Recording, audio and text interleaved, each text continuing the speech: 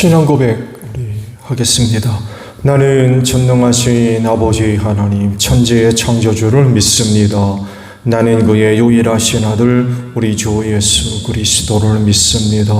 그는 성령으로 잉태되어 동정녀 마리아에게서 나시고 본디오 빌라도에게 고난을 받아 십자가에 못 박혀 죽으시고 장사된 지 사흘 만에 죽은 자 가운데서 다시 살아나셨으며 하늘에 오르시어 전능하신 아버지 하나님 우편에 앉아 계시다가 거기로부터 살아있는 자와 죽은 자를 심판하러 오십니다.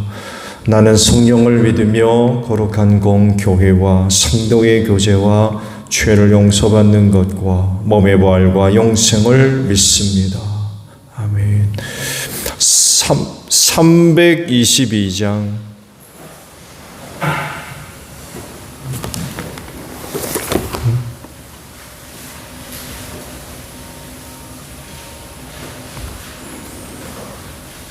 아, 323장이에요. 323장.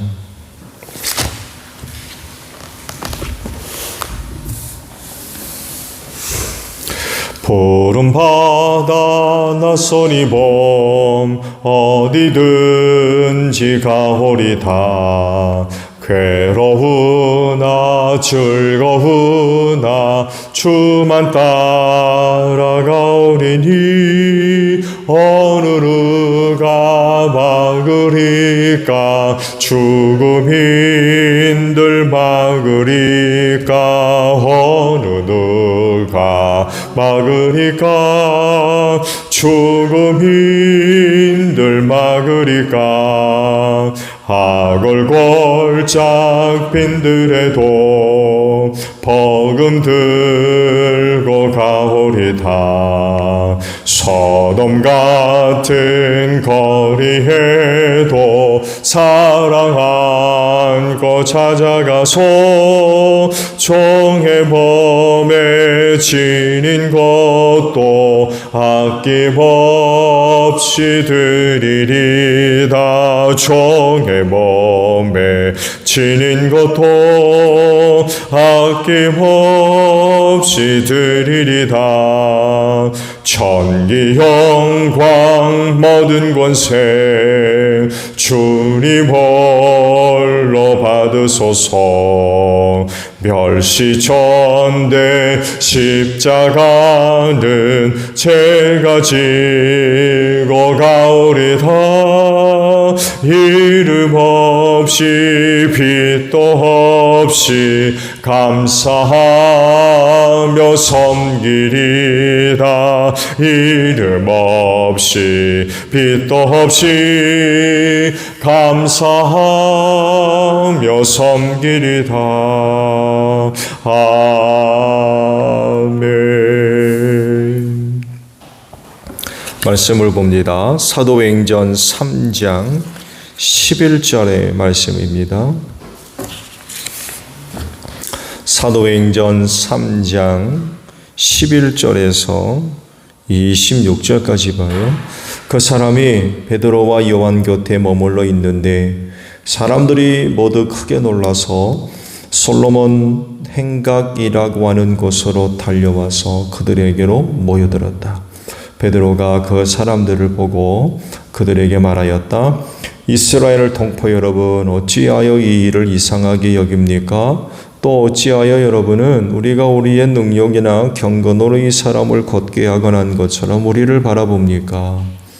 아브라함의 하나님과 이삭의 하나님과 야곱의 하나님 곧 우리 조상의 하나님께서 자기의 종 예수를 영광스럽게 하셨습니다. 여러분은 일찍이 그를 넘겨주었고 빌라도가 놓아주기로 작정하였을 때에도 여러분은 빌라도 앞에서 그것을 거부하였습니다. 여러분은 그 거룩하고 의로운 분을 거절하고 살인자를 놓아달라고 청하였습니다. 그래서 여러분은 생명의 근원 되시는 주님을 죽였습니다. 그러나 하나님께서는 그를 죽은 사람들 가운데서 살리셨습니다. 우리는 이 일의 증인입니다. 그런데 바로 이 예수의 이름이 여러분이 지금 보고 있고 잘 알고 있는 이 사람을 낫게 하였으니 이것은 그의 이름을 믿는 믿음을 힘입어서 된 것입니다. 예수로 말미암은 그 믿음이 이 사람을 여러분 앞에서 이렇게 완전히 성하게 한 것입니다.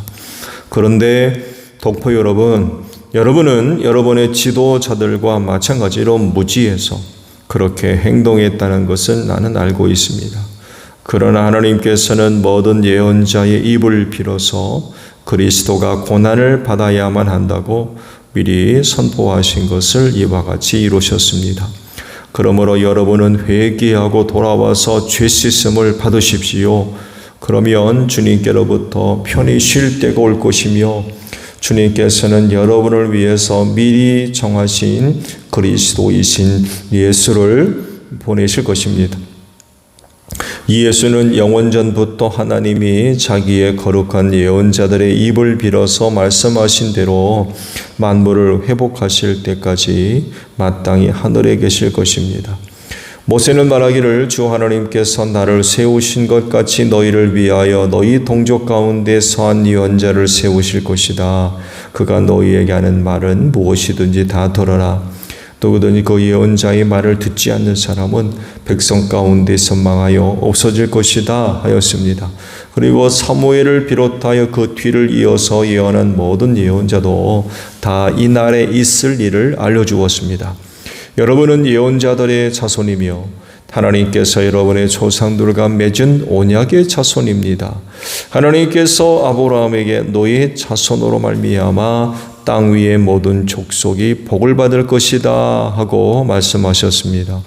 하나님께서 여러분 한 사람 한 사람을 악에서 돌아서게 하셔서 여러분에게 복을 내려주시려고 먼저 자기의 종을 일으켜 세우시고 그를 여러분에게 보내셨습니다.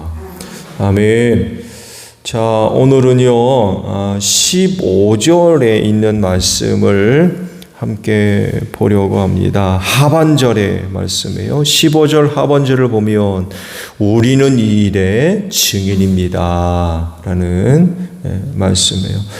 어제도 말씀을 드린 대로 베드로와 요한이 기도 시간 오후 3시죠. 이 기도 시간을 맞이해서 기도하러 성전에 올라가다가 아름다운 문이라고 불리우는 그 문에서 나면서부터 걷지 못하며 구걸하는 한 사람을 만나게 됐다고 그러죠.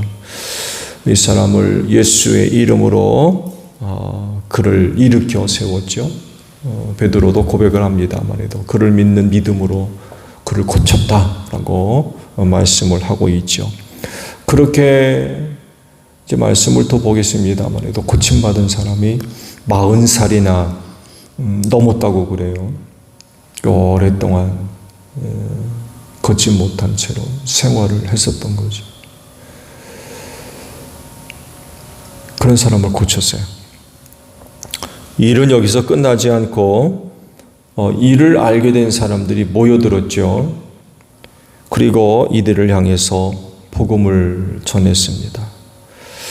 오순절 방언 사건을 통해서는 3,000명이 세례를 받았는데 이 일을 통해서는 5,000명이나 되는 사람이 예수를 믿게 됐어요. 물론 이제 핍박도 함께 받게 됐죠. 중요한 것은 이때에 베드로와 요한이 그들을 향해 전한 증거들입니다. 베드로 사도는 자기가 하고 있는 일에 대해서 분명하게 이야기를 했어요. 그것이 오늘 주신 말씀인데 우리는 이 일의 증인입니다. 이런 말을 합니다. 이 말대로 그들은 예수의 증인들이었고 그리고 증인으로서의 역할을 충실하게 잘 감당하고 있었던 거예요. 그렇다고 하면 당시 예수의 증인으로서 무슨 말을 했던 것일까? 누구보다도 이 두 제자는요, 예수님과 각별한 관계를 맺고 있었던 제자들입니다. 베드로는 예수님의 수제자라고 부르던 사람이었어요. 요한은 예수님이 사랑하시던 제자였다고 표현을 하고 있습니다. 마지막 만찬의 자리를 생각해 보면 그들이 앉았던 자리만 보더라도 예수님과의 각별한 관계를 맺고 있었던 제자들인 것을 알 수 있죠. 예수님 오른쪽에 이 두 제자가 있었는데 예수님 바로 곁에 요한이 있었죠. 그래야 만찬의 자리에서 예수님 품에 누워 있었다고 그랬거든요. 그러려면 예수님 바로 오른쪽에 있어야 돼요. 아시듯이 반쯤 기대 누웠죠. 예수님 시대의 식탁은요, 오늘날과 같이 의자에 앉아서 먹는 자리가 아닙니다. 반쯤 누워서 반쯤 기대 누운 거죠. 그래서 오른손으로 음식을 집어먹는 이런 식탁이었어요. 근데 사랑하시는 제자가 예수님의 품에 누워 있었다라고 그러려면 어디에 있어야 됩니까? 오른쪽에 있어야 돼요. 오른쪽에 있다는 얘기는 가장 신뢰하고 가장 사랑하고 가장 가까운 사람이 오른쪽에 있습니다. 누구예요? 요한이었어요. 그리고 그 옆에 베드로가 앉아 있었습니다. 그래서 눈짓으로 요한에게 나를 팔 자가 있다라고 예수님 말씀하셨죠. 이 가운데 나를 팔 자가 있다. 그래서 베드로가 요한에게 눈짓으로 그가 누군지 여쭤봐라. 그 사인이 가능하려면 가까운 데 앉아야 되는데 바로 요한 곁에 베드로가 앉아 있었어요. 그리고 상 건너 예수님의 왼쪽에 누가 있었어요? 가룟 사람 유다가 앉아 있었어요. 예수님은 가까이, 바로 옆에요, 사실은.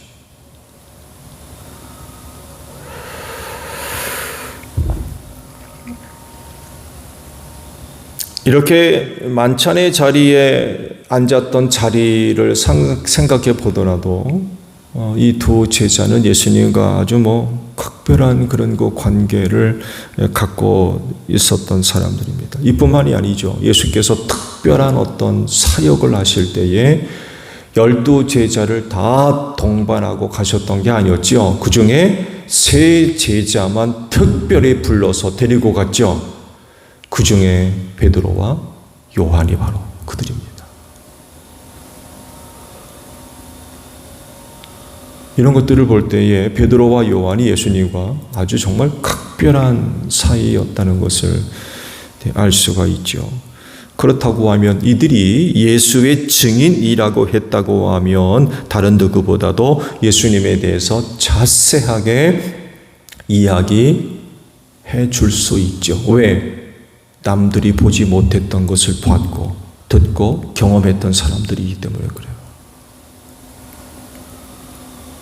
좋은 예로 만찬의 자리에 말씀드렸습니다. 마지막 겟세마네 동산에 다른 복음서에 의하면 다른 제자들과 함께 거기에 들어갔다고 하지만 특별히 예수께서 돌 던진 만큼 거리로 또 따로 들어가셨죠.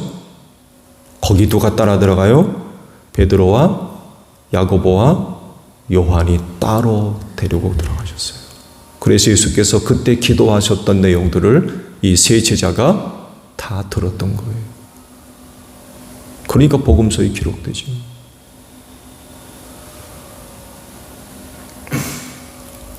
정말 예수님과 각별한 그런 관계를 맺고 있었기 때문에 누구보다도 예수에 관해서 자세한 이야기를 해줄 수 있었던 거죠. 자, 그렇다고 하면 이들이 예수의 증인으로서 예수님에 대해서 또 다른 사람들에게 무슨 이야기를 해주었을까요? 그게 오늘 말씀 속에 다 드러납니다. 내용들을 간략하게 보면 그들이 예수에 대해서 이야기해야 할 모든 이야기 다 합니다. 정리해서 보면 예수님의 고난, 죽음, 부활, 재림까지 다 이야기합니다. 빠뜨리지 않고 예수님에 대해서 이야기해야 할 부분들은 다 이야기했어요. 그리고 여기에서 그치지 않고 당시 유대인들이 어떻게 해야 할지까지도 말씀을 합니다.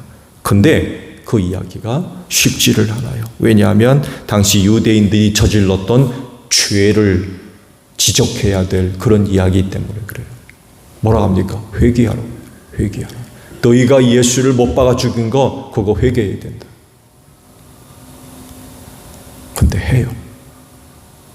어려운 말이지만 그것까지 이야기를 합니다. 그리고 성경이 예수에 대해서 예언했던 말씀들을 들어 설명도 해주죠. 이런 일들은 성경에 이미 예언됐던 말씀이다 라고 하면서 설명까지 해줍니다. 그러니까 그런 예수를 너희가 영접하고 믿어야 된다는 거예요. 그리고 그 결과는 아주 놀라운 것이었습니다. 베드로와 요한은요, 나면서부터 걷지 못한 사람을 고친 곳에서 그치지 않습니다. 왜냐하면 자기들은 의사가 아닙니다. 병 고치는 의사가 아니에요. 그렇게 능력을 행할 정도로 어떤 신비한 힘을 갖고 있는 사람들도 아닙니다. 예언자나 선지자도 아니에요. 그들은 누구예요? 예수의 증인일 뿐입니다. 그래서 병 고친 그 일에 그치지 않습니다. 그렇기 때문에 자기들이 행한 놀라운 일에 멈추고 많은 사람들이 자기들을 바라보고 자기를 인정하고 자기들을 높이고 자기를 따르려고 그러는 것 용납하지 않습니다. 증인이기 때문에 그래요. 그래서 그런 사람들을 누구로 돌려놓습니까? 예수님에게로 돌려놓습니다. 왜 우리를 바라보느냐? 자기들을 바라보는 사람들의 시선을 예수님에게로 돌려놔요. 왜? 예수의 증인이기 때문에 그래요.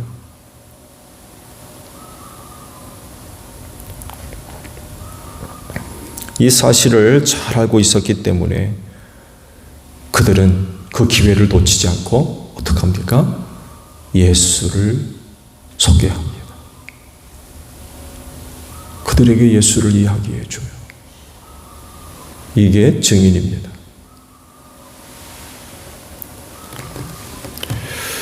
모든 그리스도인은 다 예수의 증인인 줄로 믿습니다. 그래서 베드로와 요한과 같이 40년 넘게 걷지 못했던 사람을 일으켜 세우는 그런 거 엄청난 일은 하지 못하더라도 자그마한 기회가 되면 누구를 소개해요? 예수를 소개할 수 있어야 돼요. 그런 일들만 예수를 소개할 수 있는 기회입니까? 왜 아니라는 거예요. 그렇지 못한 작은 기회가 있다 할지라도 그 기회를 놓치지 않고 그 자리에 복음을 들어야 될 사람이 있다고 하면 예수를 전해줘야 돼요. 증인이기 때문에 그렇습니다.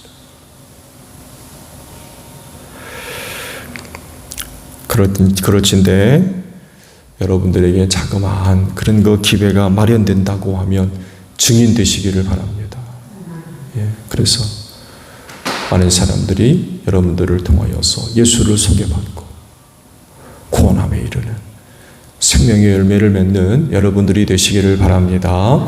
주기도문합니다. 하늘에 계신 우리 아버지, 아버지의 이름을 거룩하게 하시며 아버지의 나라가 오게 하시며 아버지의 뜻이 하늘에서와 같이 땅에서도 이루어지게 하소서. 오늘 우리에게 일용할 양식을 주시고 우리가 우리에게 잘못한 사람을 용서하여 준 것 같이 우리 죄를 용서하여 주시고 우리를 시험에 빠지지 않게 하시고 악에서 구하소서. 나라와 권능과 영광이 영원히 아버지의 것입니다. 아멘. 기도하겠습니다.